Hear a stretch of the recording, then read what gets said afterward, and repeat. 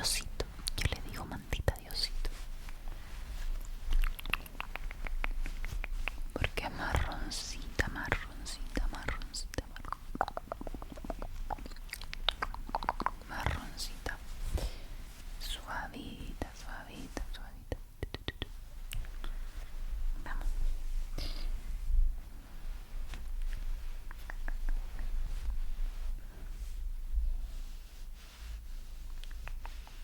Está mejor. Ahora sí está a gustito.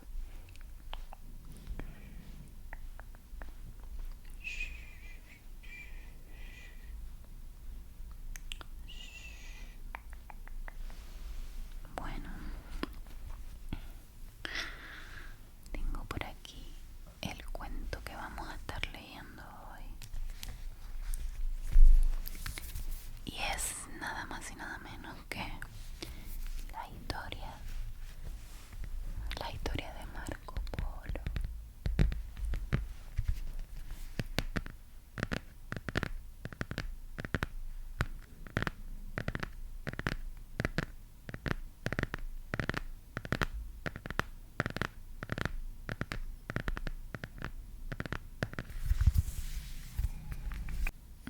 Me voy a poner cómoda yo también, ¿vale?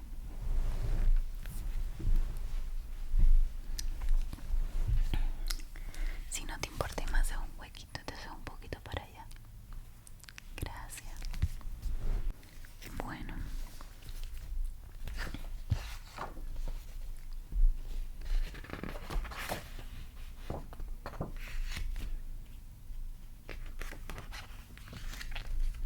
Comenzamos. ¿Verdad que explorar es muy divertido? Visitar castillos enormes, ver animales salvajes y conocer a gente con costumbres totalmente distintas de las tuyas. Y es casi igual de entretenido explicarles a tus amigos todo lo que te has encontrado en tus aventuras y ver cómo se les ponen los ojos como platos cuando escuchan las maravillas que has visto. Cuando yo nací, la mayoría de la gente no salía nunca de su pueblo o ciudad. Viajar era muy complicado y peligroso, pero yo no tenía miedo, yo sentía curiosidad. Tuve la oportunidad de viajar muy lejos y no la desaproveché. Gracias al relato de mis andanzas, otras personas pudieron descubrir las maravillas de tierras muy lejanas. Mis historias fascinaron a todo el mundo durante siglos y avivaron en otros el mismo afán de aventura que me movió a mí. ¿Quieres saber cómo fueron mis viajes? Esta es mi historia.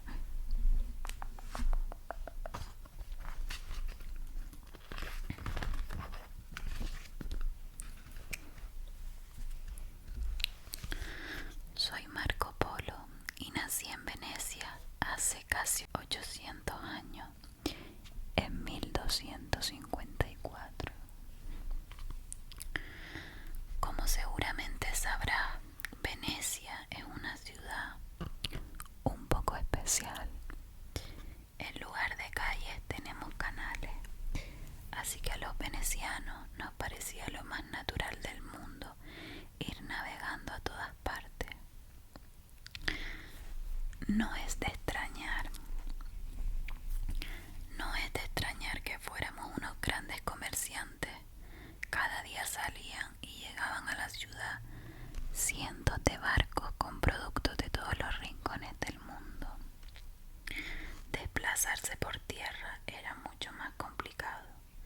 Si no querías ir a pie, la única alternativa era contar con animales como caballo, burro o camello.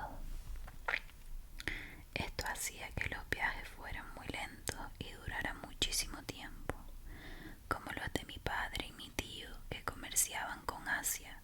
Cada uno de sus viajes duraba años. Sí, has leído bien. Años. Me moví porque estaba un poquito incómoda. Yo espero que tú sigas igual de cómodo.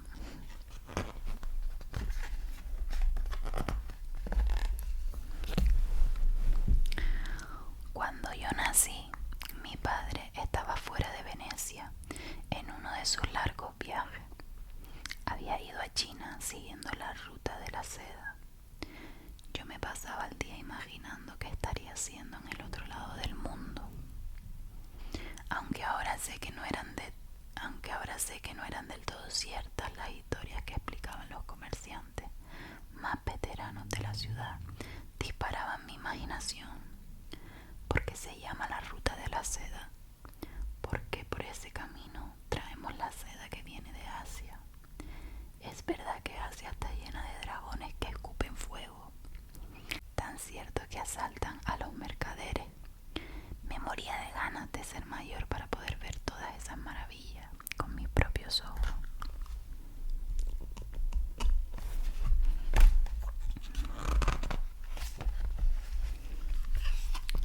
Conocí por fin a mi padre cuando yo tenía ya 15 años.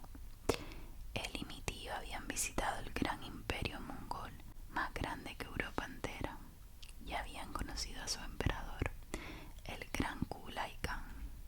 Cuando supe que le habían prometido volver, no paré de insistir hasta que mi padre accedió a llevarme con ellos.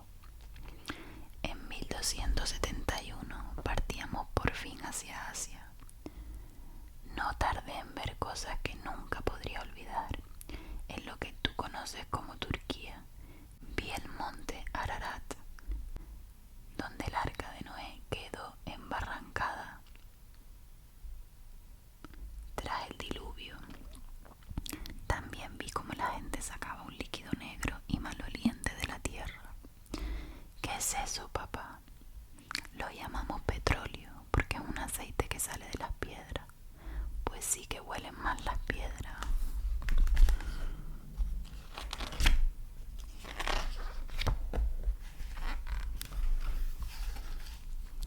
Si hubiese tenido un teléfono como los que tenéis ahora, no habría parado de hacer fotos. Pero como no lo tenía, intentaba memorizar todo lo que encontraba en mi travesía por Asia. Vi cosas maravillosas, como las minas de rubí de Afganistán, o unas ovejas con unos cuernos enormes. Hoy en día se las conoce como carneros de Marco Polo, porque fui el primero en descubrirla. Pero no todo fue diversión, también hubo días en que estuve muy enfermo y otros en los que pasé mucho miedo, como cuando nos persiguieron unos bandidos en Persia. Una de las cosas que más me impresionó fue el desierto de Gobi, que fue uno de los últimos obstáculos que nos encontramos. Había unas dunas más altas que una montaña y unas tormentas de arena que no nos dejaban ver absolutamente nada. Y lo peor de todo, no se encontraba ni una gota de agua. Papá, allá a lo lejos veo un oasis. Lo siento, Marco, pero creo que es un espejismo. Aguanta un poco más. Un poco más, ni que fuera un camello.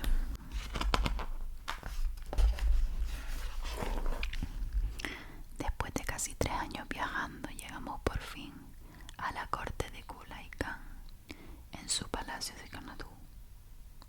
Nunca había visto tantos diamantes de oro. Aunque él era mongol, en ese momento sus dominios abarcaban toda la China actual. Estaba al frente del imperio más grande que había visto nunca la humanidad. Tuve la suerte de que Kublai Khan compartiera mi curiosidad por conocer cosas nuevas, por lo que pronto nos hicimos amigos. Le gustaba que le contara cosas del viaje y me hacía cientos de preguntas. ¿Quién es el hombre más poderoso de Europa? ¿Has llegado al fin de los mares? ¿Es verdad que en Europa hay guerreros con 2 cabezas y dragones que escupen fuego?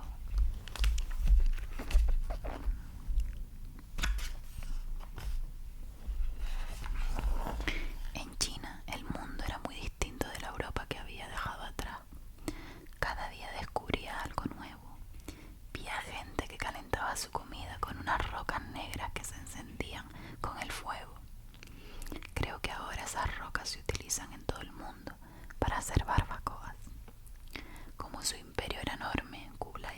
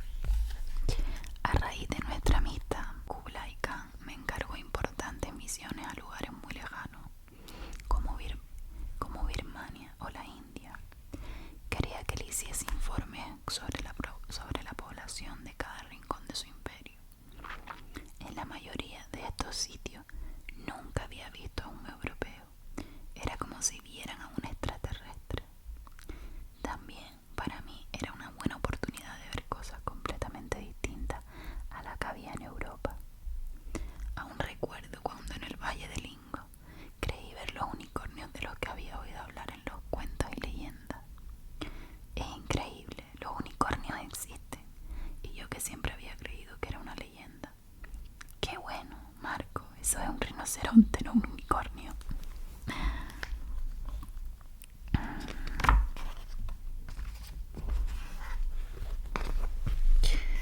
Sin apenas darnos cuenta, habíamos pasado 17 años en la corte del emperador, y la verdad es que ya teníamos ganas de volver a los canales de Venecia. Pero cada vez que le pedíamos a Kublai Khan que nos dejara volver a casa, se ponía muy triste e insistía en que nos quedáramos un poco más. Quedaos un poquito más, os prepararemos unas pizzas si queréis. Muchas gracias, pero las pizzas como en Italia, en ninguna parte. Al final nos permitió marchar con una condición: quisiéramos de escolta a una princesa que se iba a casar con un aliado persa del emperador. El viaje de vuelta fue muy diferente del de ida. El primero había sido casi todo por tierra y el retorno fue casi todo por mar. Y no por ello resultó más corto. Tardamos casi 2 años en llegar a Persia.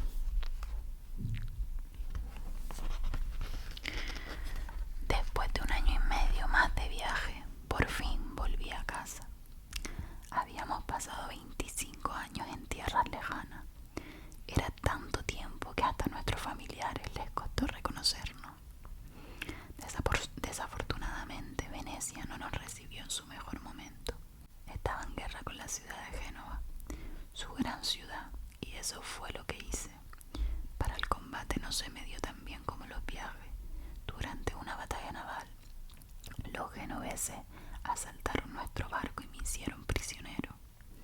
Vaya manera de empezar mi nueva vida en Italia.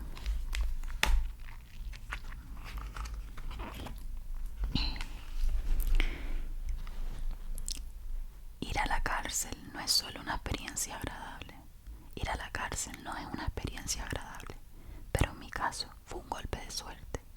Mi compañero de celda, que se llamaba Rustichello, resultó ser un escritor estupendo. Me pidió que le explicara toda mi aventura para poder escribirla, pero creo que tenía demasiada imaginación. Rellenó mis historias con relatos fantásticos llenos de seres increíbles que no se parecían mucho a los del Oriente que yo visité. Lo titulamos El Libro de las Maravillas, aunque a veces también lo llaman El Millón, por la cantidad de cosas que había visto a lo largo de mi vida. Y entonces los ladrones nos obligaron a entregar los diamantes y el oro. ¿Y llegasteis sin nada a Venecia? No, porque habíamos cosido parte de los diamantes en nuestra ropa. Y los bandidos eran guerreros de 2 cabezas.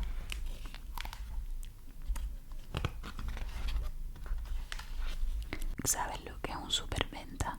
Es un libro que se vende mucho por todo el mundo.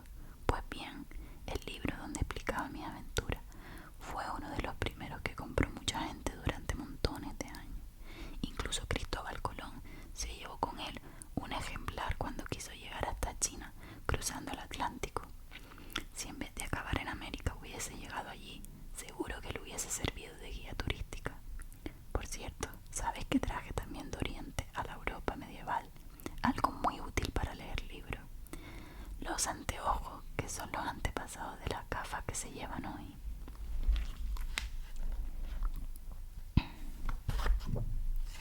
Me llamo Marco Polo y esta fue mi historia. Siempre quise vivir una vida de aventura y descubrir otro mundo. Mi gran logro no fue solo viajar a lugares donde casi nadie de mi tiempo había llegado, sino que a mi vuelta pude contar a Europa cómo era el otro lado del mundo. Mis viajes despertaron la curiosidad y el espíritu aventurero de muchas generaciones de chicos y chicas. Y es que, aunque a veces se pasen momentos de miedo y de cansancio, conocer otros mundos y culturas es maravilloso.